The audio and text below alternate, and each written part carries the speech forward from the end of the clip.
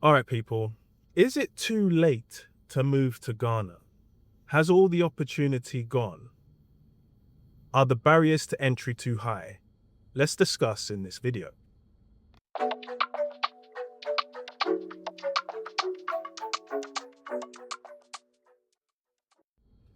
So, sometimes I reflect on my journeys here in Ghana and seeing how different businesses work.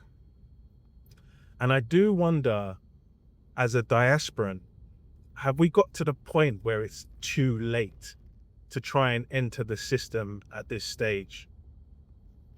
And the reason why I think about that is because a lot of the businesses that work well here are based on a lot of historical context, a lot of family businesses where they have varying degrees of succession plan, a lot of manual businesses, a lot of manual processes. And sometimes it's difficult to see the wood from the trees. Sometimes it's difficult to see how people recuperate their investment. Sometimes it's difficult to understand how they can wait so long, or what the kind of the local nuances to convince people and persuade people to get your money on time. There's a lot of stuff that goes over and beyond what is conventional collection of a subscription, for example. There's a lot of work that goes into it. And so if you are coming into the system, it can be quite daunting. And when you look around the city and you look around these massive skyscrapers in and around town, and you see the developments that are coming up and who is at the forefront of developments, you almost feel like there's no hope for you or us as diasporans returning.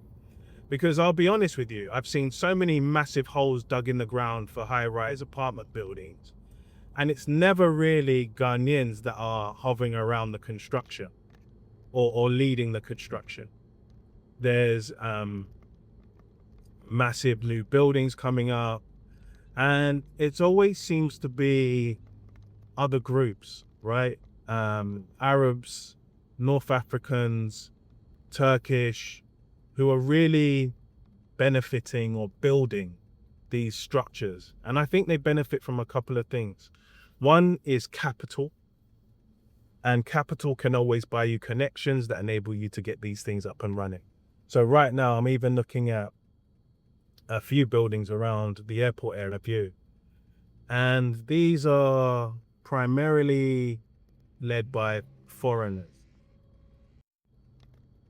So in a way, it appears like, there's no room for us, to do what we want to do. But what also happens is there are kind of long-standing Ghanaian players in the system that these foreign entities have to partner with to even get a look in. So it goes to show that longevity in the system bears fruit. If you're here for as long as possible, if you're here for a long time, that can bear benefit. If you stay consistent with being in the system, learning the system, that can definitely benefit. You can have innovative ideas. You need to adapt them for the environment, but I encourage you to try. It's not too late. Yeah, there's a lot of big money but that doesn't mean that there isn't a role to play. There aren't opportunities. The opportunities are endless. Honestly, they're just endless.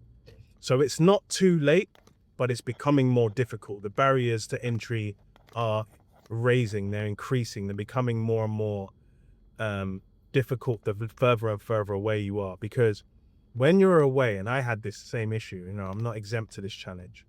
When you're away, you develop ideas in isolation of the reality that's on the ground. So your challenge will always be to get as close to the reality that's on the ground, have a connection to the country, even when you're earning your pounds and dollars in the West and euros in the West. Have something that's starting,